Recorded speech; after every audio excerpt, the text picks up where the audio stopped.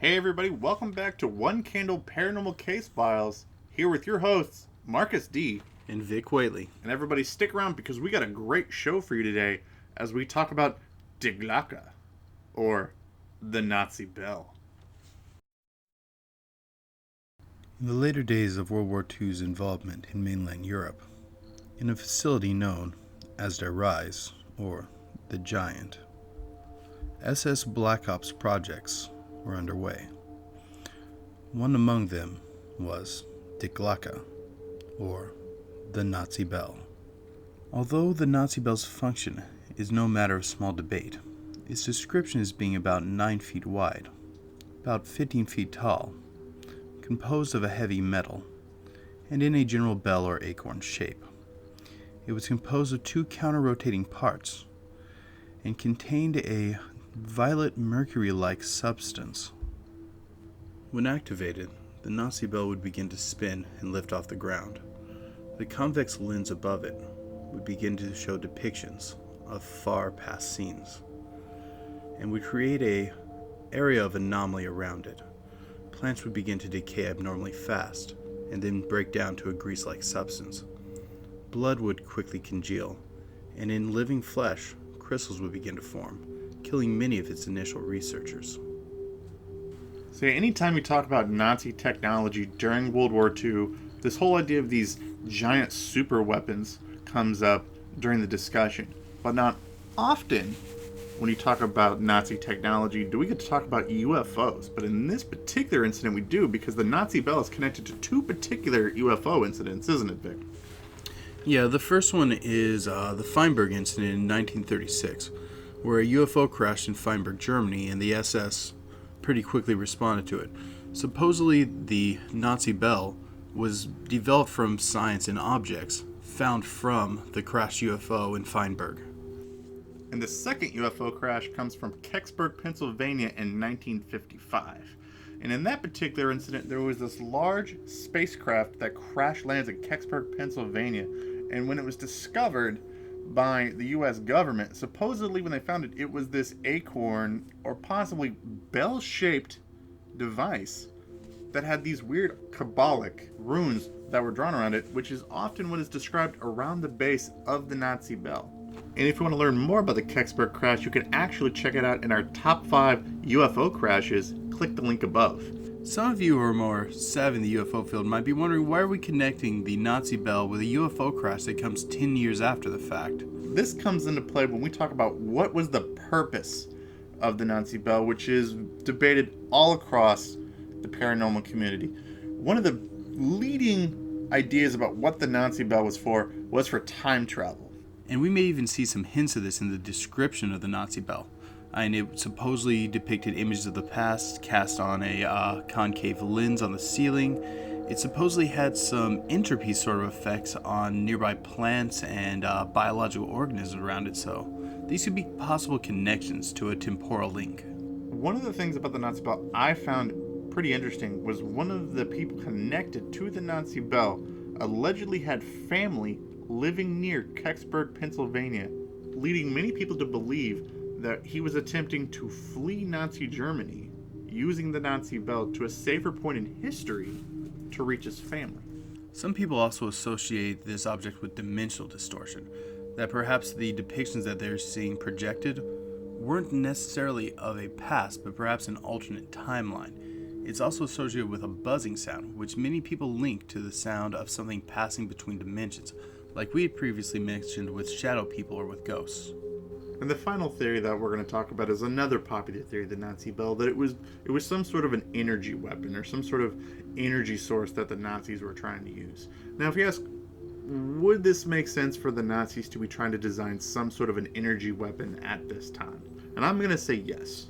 The late 1930s and 1940s was a huge time for the Allies and the Axis trying to develop nuclear technology, the first one to reach an atomic bomb. So this idea was floating around Nazi Germany at the time. We need to develop some sort of a massive energy weapon. And if you think about how big the Nazi Bell was, it was 15 feet tall and 9 feet wide. This fits very into Hitler's idea of, I need to create these massive weapons. I mean, we see this in known Nazi technology with the Heavy Gustav, the giant rail gun that they had. Or the Landkreuzer, a tank that was so big it literally would dig itself into the earth. It just was too big to function. So we're seeing these massive weapons being designed in Nazi Germany. So it would kind of make sense that the Nazis would want to try to use alien technology to create a giant, massive energy weapon. And if they were experimenting with energy weapon technology, well, they're likely playing with certain aspects of radiation. Well, that's something that could kill plants and possibly even break them down on an atomic level where they would turn into a grease-like substance. And if you guys were listening to Vic, you noticed that we didn't actually talk about where the Nazi Bell supposedly ended up, because that's a debate in and of itself. So the first obvious choice of where the Nazi Bell ended up would be the United States. You know, we won the war, and if the United States had found a 15-foot tall, 9-foot wide object that was maybe an energy weapon, a time travel device, an alien spacecraft, who knows, that's going to be something that the United States is probably going to want to keep top secret, you know, at home. And also, if in fact someone connected to the Nazi Bell actually stole and then crash landed in Kecksburg in 1955, that would also explain how the United States could have seized the Nazi Bell and then how we acquired it.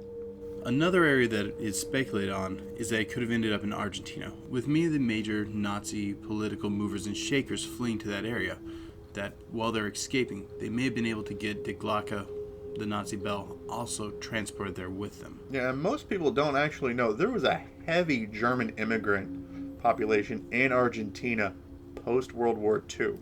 So it would have been very easy for them to hide out in Argentina after the war.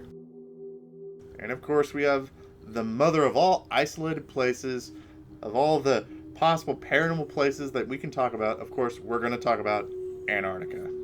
There is a belief that many of the Nazis fled to Antarctica in a very large submarine after, well, mainland Germany was considered a bust, after they realized there was not a victory left there for them. It's like, we got to go where no one's going to follow us to Antarctica!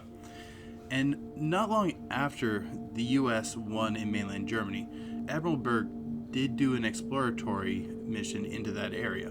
During this exploratory expedition, he took a lot of men, and very few of them came back. Well, most people say, well, it's because of the extremely harsh conditions, but there are conspiracy theorists out there who say he ran into a contingent of Nazi forces there and lost them in a battle that's now lost to history. And on Admiral Byrd's return, he supposedly made a statement that the U.S. may need to start preparing itself for attacks from Antarctica.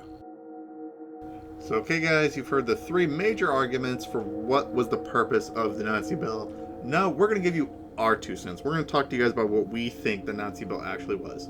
So, I'm going to take the skeptical argument, and I'm going to claim that the Nazi Bell is actually the Nazis' attempt at atomic energy. The original source of the story of the Nazi Bell comes from this Polish writer who's reading a transcript of a German soldier who's talking about the Nazi Bell. If you think about the American Atomic Project, Project Manhattan was not done in one specific location. It was actually done in several different locations with people building a piece of the atomic weapon without actually knowing what they were actually building and what each other segment was actually doing. Now imagine you're a German soldier just watching one segment, and you're only getting one piece of this puzzle that you're just watching, and you don't even really understand everything that's going on. If you actually look at the Nazi Bell, it looks like the tip of a warhead. So if you're a German soldier watching this, only seeing this one piece building built, nuclear energy in and of itself at the time is this mysterious energy source that most people don't have a good understanding about how it works and what it actually does. I mean, most people didn't even understand that it existed, and then when it did, there was all these fancy ideas of what it could do, like turn us all into monkeys or turn us all into X-Men. Okay, so if you're a German soldier just hearing bits and pieces of what this particular part or the Nazi bell is going to do, you're going to create these elaborate, fanciful ideas about what this atomic weapon can actually do or what it's really used for.